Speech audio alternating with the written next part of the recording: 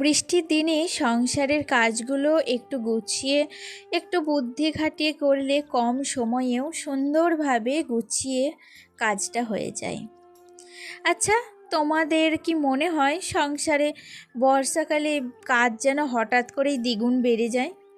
বাইরে একটানা বৃষ্টি, কাপড় শুকোতে চায় না, ঘরে স্যাঁতসেঁতে ভাব, আর রান্নাঘরও বারবার নোংরা হয়ে যায় জানো।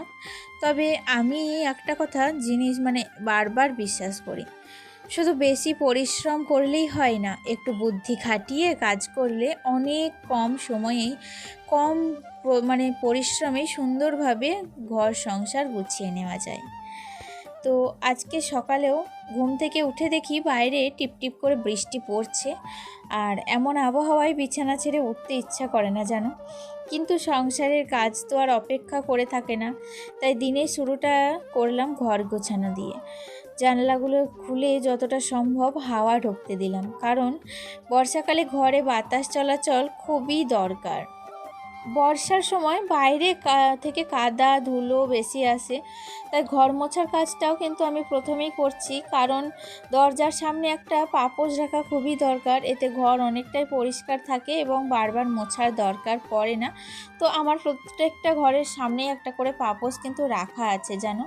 আর এমনকি দুপুরে রান্নাও যখন আমি করি, তখন আমি চেষ্টা করি একসঙ্গে কয়েকটা কাজ শেষ করে নিতে। যেমন একদিকে রান্না বসিয়ে অন্যদিকে সবজি কেটে নেওয়া বা বাসন গুছিয়ে রাখা, এতে রান্না শেষ হওয়ার পর আলাদা করে অনেক কাজ করতে হয় না। আর বিকেলের দিকে একটু সময় পেলে আলমারি, রান্নাঘরের কোনো একটা অংশ ছোট্ট করে গুছিয়ে নেওয়া যাক। প্রতিদিন অল্প অল্প করে গুছিয়ে রাখলে একদিনে অনেক বড় কাজ করার দরকার পড়ে না। আসলে আমার মনে হয় সংসার সুন্দরভাবে চালানোর জন্য শুধু সারাদিন পরিশ্রম করাই যথেষ্ট নয়, একটু পরিকল্পনা করে কাজ করলে শরীরও মনও ভালো থাকে আর ঘরটাও সবসময় পরিপাটি লাগে। আচ্ছা, তোমরা বর্ষার দিনে সংসারের কাজ কিভাবে সামলাও? এমন কোনো টিপস থাকলে অবশ্যই কমেন্টে জানিও। তোমাদের অভিজ্ঞতা জানতে আমার খুব ভালো লাগে জানো।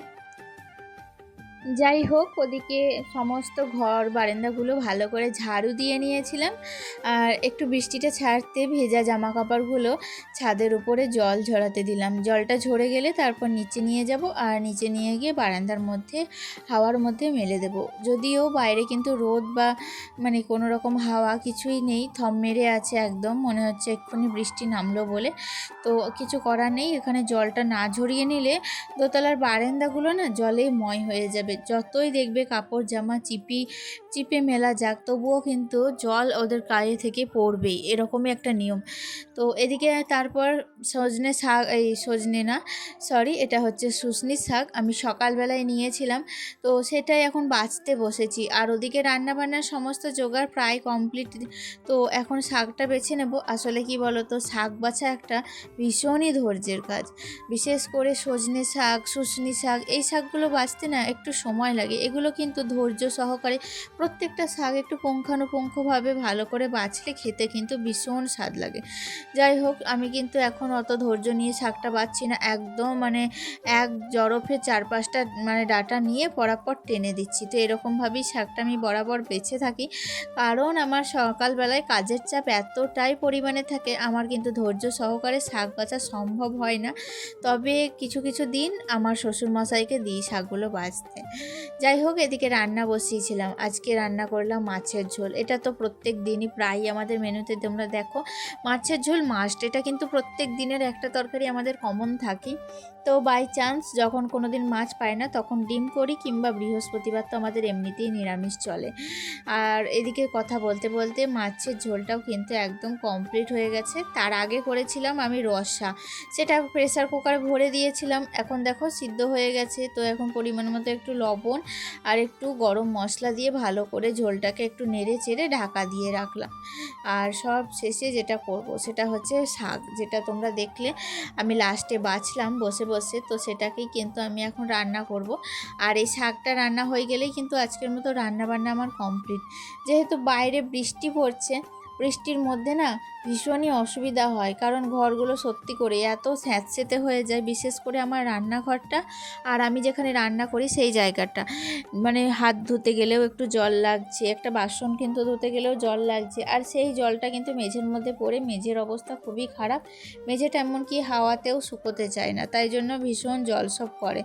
তো আমার ফ্যানটা কিন্তু রান্নাঘরের কয়েকদিন আগেই খারাপ হয়ে গিয়েছিল, তো তাই জন্য আরও বেশি স্যাঁতস্যাঁত করছিল। তারপর কি বলো তো, ফ্যানটাকে ভালো করে নিয়ে এসেছিলাম।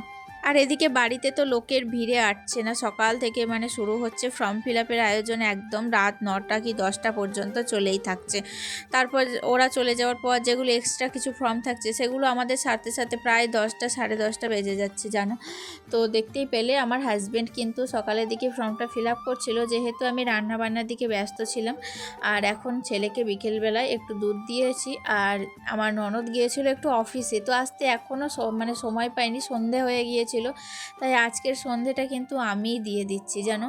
আমার না সন্ধে দিতে ভীষণই ভালো লাগে। তো বিয়ের আগে আমি প্রত্যেক দিন সন্ধ্যা জ্বালতাম, এটা কিন্তু আমার একটা ডিউটি ছিল। তো বিয়ের পর থেকে আমি তেমন পরিমাণে সন্ধ্যাটা জ্বালি না, আর আমার ননদই জ্বালেন। আর ননদ যখন কোথাও কিছু কাজ করেন বা ব্যস্ত থাকেন তখন কিন্তু আমার শাশুড়ি মাই জ্বালেন। তবে আমার শাশুড়ি মার শরীরটা একটু ভালো নেই, তো সেই কারণেই এখন সন্ধেটা কিন্তু আমিই দিয়ে নিচ্ছি। আসলে কি বলতো, গরমকাল তো, তাই জামা কাপড় ছাড়তে খুব একটা অসুবিধা হয় না। তবে শীতকালে যখন সন্ধে জ্বালতে বলে আমাকে, আমার যে কী বিরক্তি লাগে কি বলবো। মানে কতগুলো ড্রেস আপ পরে থাকি, সেগুলো সমস্তটা একটা একটা করে ছাড়তে, তারপর একটা আলাদা শাড়ি পরে আবার সন্ধে জ্বালা, মানে কাঁপতে কাঁপতে সন্ধে জ্বালতে হয়, এরকমই একটা ব্যাপার আর কি। তো এখন দেখো সন্ধেটা প্রায় জ্বালানো কমপ্লিট হয়ে গেছে, বাইরে তুলসীতলা থেকেও আমি দেখিয়ে নিয়ে এসেছিলাম।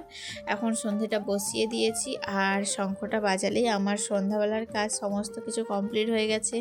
তারপর ছেলেকে বসাবো মানে পড়াতে। অনেক দিন হয়ে গেল যেন ওর টিউশনিটা কামাই হচ্ছে, এদিকে স্কুলটাও যাওয়া হচ্ছে না। এসব ফর্ম ফিল আপে চক্করে আসলে কি বলবো, বাড়িতে এতটাই পরিমাণে ব্যস্ত হয়ে পড়েছি সবাই, তো ছেলেকে নিয়ে স্কুল বা টিউশনি কোনোটাই যাওয়া সম্ভব হচ্ছে না। তবে আজকে ওর দাদুর সাথে কিন্তু মানে সন্ধ্যা কি বলবো, মানে সন্ধ্যাবেলায় একটু মানে পড়তে বসেছিল আর কি, অনেক দিন পর। আসলে ওর দাদুর কাছে না পড়তে বসতেই চায় না, তবে কি বলো তো, মন খুন যখন মন হয় তখন কিন্তু সব কিছুই করে, এটা কিন্তু ওর একটা গুণ। আর তারপর এখন দেখো একদম চলে এসেছিলাম রাত্রি 10টা বাজে ঘড়ির কাঁটায় তখনই।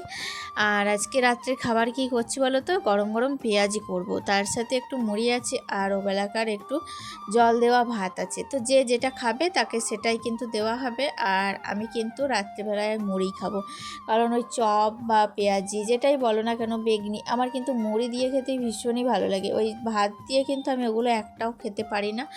তবে যাই হোক, এদিকে কিন্তু আমি মানে রাত অনেকটাই হয়ে গেছে খাতা সারতে সারতে। তো এদিকে আমি বেসনটা ভালো করে মেখে, তেলটাও গরম হয়ে গেছে জানো। তো বড়া কটা ও করে নিতে পারলে না নিজেও কিন্তু উদ্ধার হই। মানে সকাল 5:30 থেকে যে খাটাখাটনি পরিশ্রমটা চলছে, শরীর কিন্তু আর সায় দিচ্ছে না। এখন মনে হচ্ছে রাত্রের এইটুকু যদি না করতে হতো না, তাহলে হয়তো ভীষণই ভালো হতো।